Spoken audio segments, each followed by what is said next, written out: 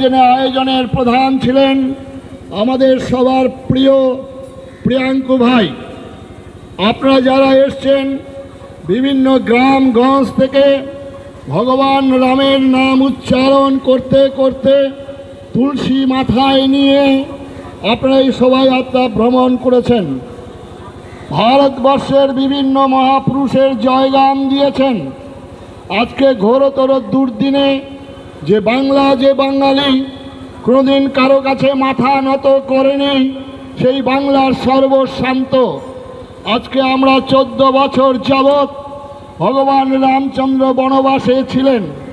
সেই ভগবান রামচন্দ্র বনবাসী, গিরিবাসী, আদিবাসী ভাই বোনদেরকে সংগঠিত করে তাদের এঁঠো খেয়ে তাদের সঙ্গে হাত মিলিয়ে বন্ধুত্ব করে প্রবল প্রতাপ রাবণের বিরুদ্ধে লড়াই করেছিলেন। আজকে আমাদের হিন্দু সমাজের কাছে সে লড়াই প্রায় 14 বছর আমরা অতিক্রান্ত করেছি।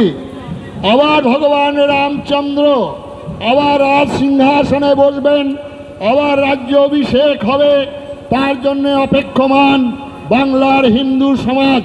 তাই আজকে হিন্দু সমাজের মধ্যে যারা বিশ্বাসঘাতক আছেন, সেদিন শিবাজি বলেছিলেন ঔরঙ্গজেবের সৈন্য সংখ্যা অনেক বেশি ছিল, শিবাজির সৈন্য সংখ্যা কম ছিল। কিন্তু শিবাজি মহারাজ বলেছিলেন আমার সৈন্য কম থাকতে পারে, আমার মধ্যে যারা বিশ্বাসঘাতকতা যদি না থাকে তাহলে অবশ্যই আমরা জয় করব। আজকে হিন্দু সমাজের মধ্যে যারা বিশ্বাসঘাতকতা করবেন, যারা আমার ধর্মের বিরোধিতা করবেন, যারা আমার দেশের বিরোধিতা করবেন, তাদের বদলা নেওয়ার জন্য 1930 সালে যেভাবে বদলা নিয়েছিল সেই বদলায় আমাদের ফিরে যেতে হবে। তাই বন্ধুগণ, আজকে ভগবান রামচন্দ্রের যেমন জয়ধ্বনি দেব, ভগবান রামচন্দ্রের কাজকে আমরা মনে প্রাণে গ্রহণ করব। সেই সঙ্গে সঙ্গে এক হাতে অস্ত্র আর এক হাতে শাস্ত্র আমাদের রাখতে হবে। রাখতে পারি আমাদের পরাজয় অবশ্যম্ভাবী। ভগবান রামচন্দ্র বালক ছিলেন লক্ষণ, বিশ্বামিত্র মুনি নিয়ে যাচ্ছেন, তারকা রাক্ষসী মুখ বেদন করে এসেছিলেন, মানুষের হাড় দিয়ে পাহাড় তৈরি হয়েছিল। আজকে পশ্চিমবঙ্গে 1947 সালের পর যেভাবে হিন্দু নিধন হয়েছেন, যেভাবে মহেশতলা, যেভাবে মুর্শিদাবাদ, মালদা হচ্ছে, তার জন্য পশ্চিমবঙ্গের হিন্দু সমাজ আজকে জাগরণ এসছেন, জেগেছেন হিন্দু। তাই মা, ভাই, বোন, আপনারা প্রস্তুত হন।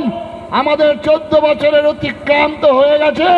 এখন আমরা হাতে হাত মিলিয়ে, ছাতিতে ছাতি মিলিয়ে আমরা এক হয়ে হিন্দু সমাজ আমরা লড়াই করব রাবণের বিরুদ্ধে।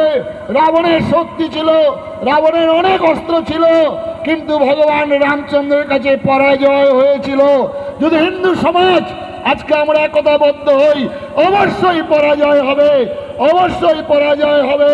শুধু ফুলে নয়নে জলে কাকুতি মিনতি গানে পূজা নেব না এবার সংকল্প করিতে হইবে অসুর বধিবার, তবে হবে বিশ্বরাজে বাঁচিবার চির অধিকার।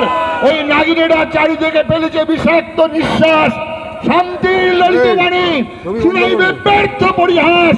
ওই দানবের সাথে সংগ্রামের তরে প্রস্তুত হতে হবে ঘরে ঘরে, প্রস্তুত হতে হবে ঘরে ঘরে, প্রস্তুত হতে হবে ঘরে ঘরে। বিদায় নেব।